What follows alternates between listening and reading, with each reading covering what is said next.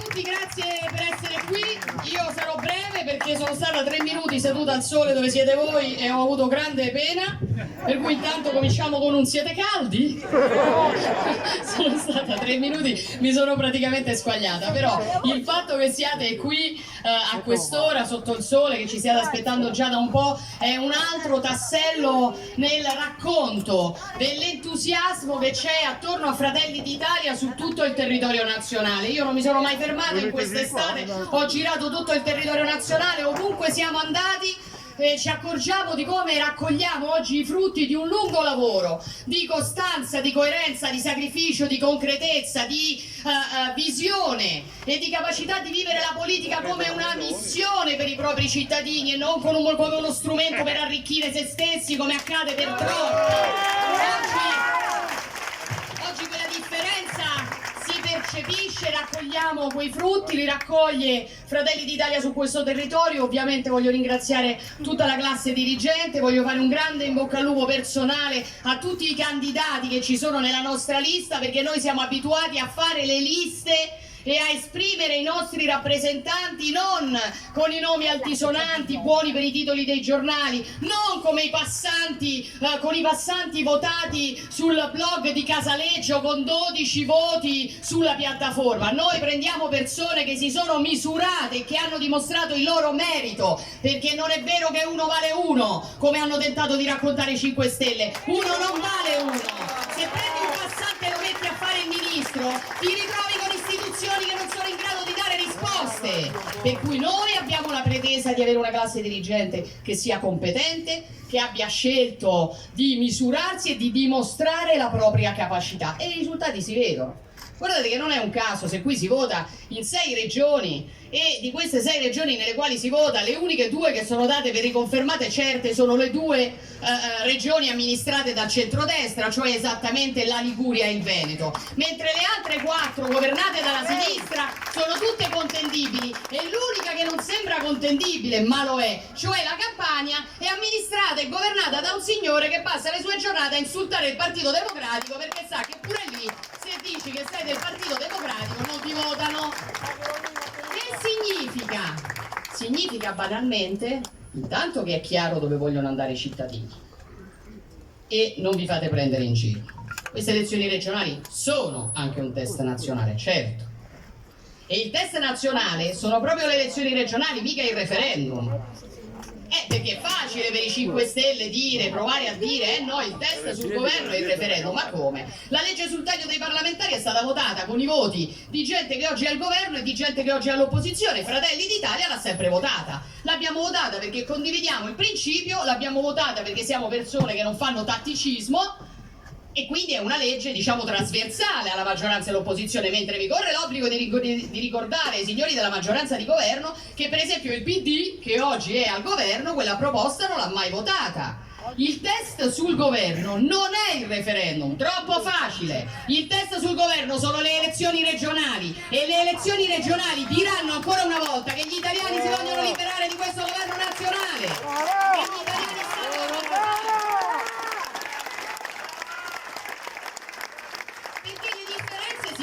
e ci sono, e le abbiamo rappresentate plasticamente proprio in una regione come questa. Ripeto, io non voglio essere lunga, ma questa è la regione nella quale in 2 anni noi abbiamo visto la ricostruzione del ponte di Genova, abbiamo dimostrato alcune cose importanti, e cioè che la burocrazia si può combattere, e cioè che l'Italia non vuole rinunciare ad essere quella nazione capace di costruire 2000 anni fa ponti che stanno ancora in piedi in 10 giorni, e oggi invece pare che non riusciamo più a costruire niente, e invece abbiamo dimostrato che si può fare ancora, in modo efficace, in modo veloce. Ecco, noi siamo questo. Dall'altra parte abbiamo un governo nazionale. Ieri il ministro delle infrastrutture Paola De Micheli ha messo un tweet per avvertirci che è stata istituita una commissione. Funziona? Sì. Che è stata istituita una commissione, attenzione, per capire come passare da una parte all'altra dello stretto di Messina. Fermi. Dice col ponte? Dice no, con la ciclabile. E ci hanno fatto pure la commissione.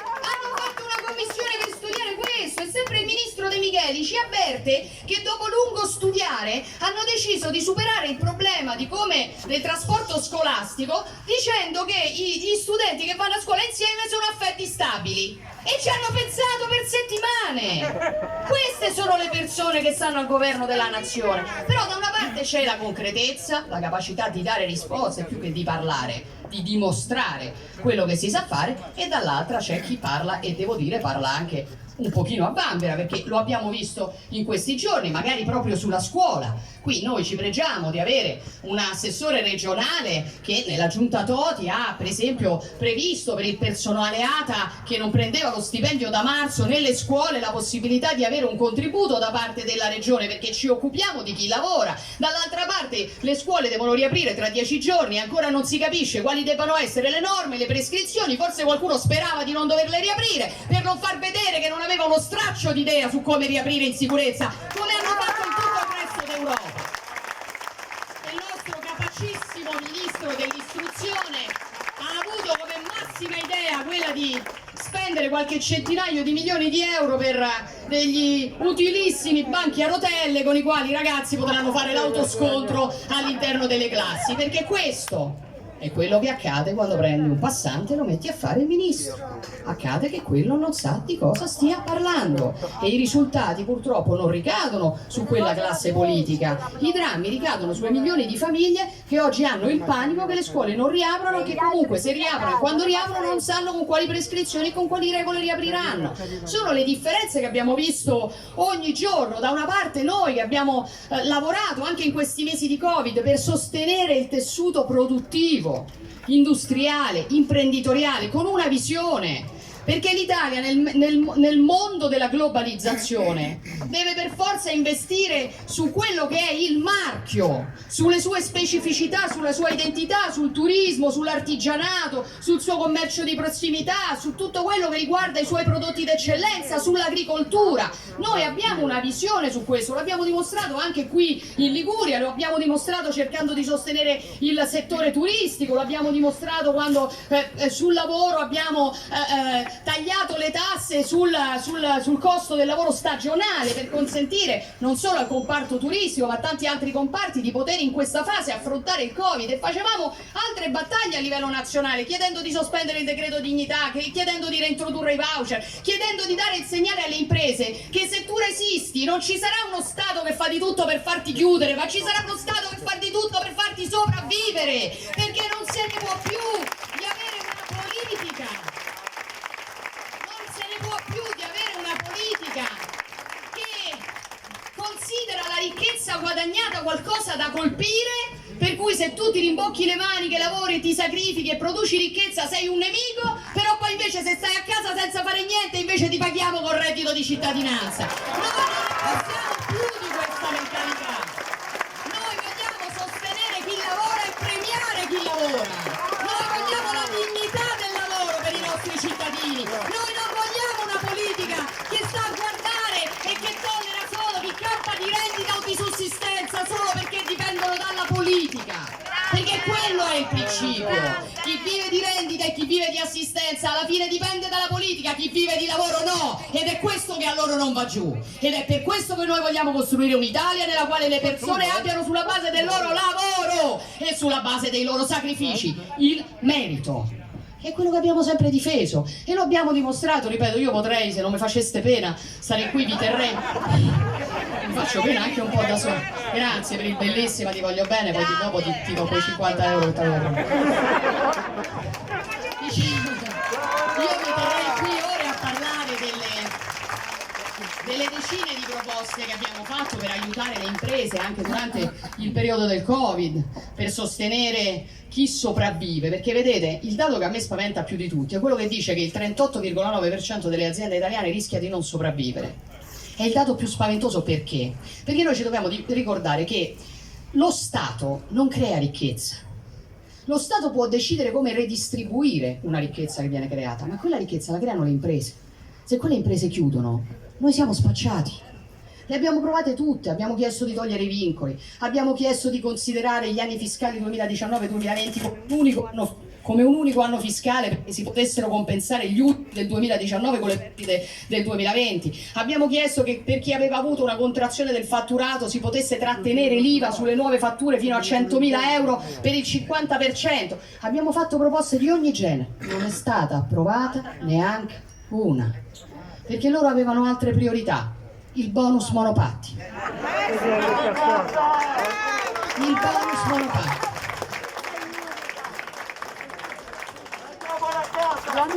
Ti vogliamo bene! Poi dice in Europa non ci rispettano.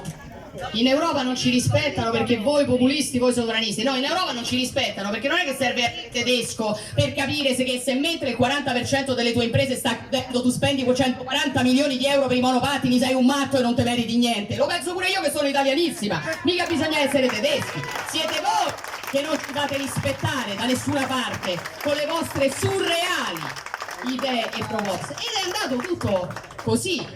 Noi siamo quelli che vedo la spiaggia, ho grande davvero invidia per i signori col compagno che possono poi andarsi a buttare in acqua, non rischio di buttarmici anche io vestita e anche voi immagino, però voglio dire, qui abbiamo questa risorsa straordinaria che è il mare in Italia, è una delle nostre più grandi infrastrutture, non l'abbiamo mai considerata tale. Una delle proposte di Fratelli d'Italia è l'istituzione del Ministero del Mare, quindi turismo, pesca, l'infrastruttura portuale. Vi pare normale che le merci che arrivano dall'est preferiscono circumnavigare l'Europa e andare a Amsterdam, a Rotterdam, perché con le infrastrutture interne italiane ci vuole molto di più ad arrivare se si arriva nei porti italiani? È una follia, noi perdiamo 70 miliardi di euro l'anno solo per questa ragione. Esatto, e di lavoro. L'infrastruttura non mi dire niente della Bolkestein, tu sai che noi siamo mobilitatissimi da sempre, anche lì insomma non ci entro per ragioni di tempo, ma una grande battaglia che ha fatto Fratelli d'Italia in difesa di decine di migliaia di aziende italiane che hanno investito per generazioni e che adesso si vorrebbero espropriare per dare anche questo in mano alle grandi concentrazioni economiche, perché il gioco dell'Europa insieme alla sinistra è quello di espropriare tutto il piccolo, la prossimità, tutto quello che è soprattutto difesa dell'interesse italiano, metterlo in mano alle grandi concentrazioni economiche, e quindi abbiamo fatto anche queste battaglie. Però dicevo, il tema del mare, ecco, da una parte voi avete un partito, Fratelli d'Italia, che propone l'istituzione di un Ministero del Mare, che quindi metta al centro questa grande infrastruttura, diciamo tra virgolette, che è rappresentata dal mare, e dall'altra abbiamo la sinistra, che voi ve la ricordate bene, perché esprime, a noi abbiamo mandato alla Commissione Europea, guarda un po', un signore famoso, Paolo Gentiloni, perché quando era ministro degli esteri ha tentato di regalare un pezzo di mare ligure, diciamo, a largo della Liguria ai francesi, pescoso, con gli idrocarburi, dice senza motivo. Poi quando mandano Paolo Gentiloni a fare il commissario europeo, i francesi dicono ammazza, bravo Paolo Gentiloni, ti credo, lo direi pure io. Siamo noi italiani che non si è capito perché dovremmo considerarla una buona notizia, visto che c'è gente che si svende pezzi di mare italiano pescoso con gli idrocarburi, giusto? Allora, sono differenze fondamentali. Noi siamo sempre dalla parte dell'Italia, siamo sempre dalla parte del nostro lavoro, della nostra identità, delle nostre aziende, siamo sempre per la difesa dei nostri confini e per il rispetto delle regole. Chiudo su questo davvero, altrimenti penso che vi suiciderete. Quando abbiamo tentato di aiutare gli operatori dell'agricoltura, noi siamo stati il primo partito, lo dico in una regione che ha una forte vocazione agricola, quando abbiamo tentato di fare per primi le proposte per aiutare la raccolta nel periodo del lockdown, la nostra prima proposta risale al 13 di marzo, 4 giorni dopo il lockdown, chiedemmo i voucher, la reintroduzione dei voucher per consentire agli agricoltori di trovare una soluzione, e i corridoi verdi, cioè la possibilità di consentire agli immigrati regolari che ogni anno sono protagonisti della raccolta agricola in Italia, di venire comunque in Italia per poter fare la raccolta e poi tornare a casa loro come fanno ogni anno.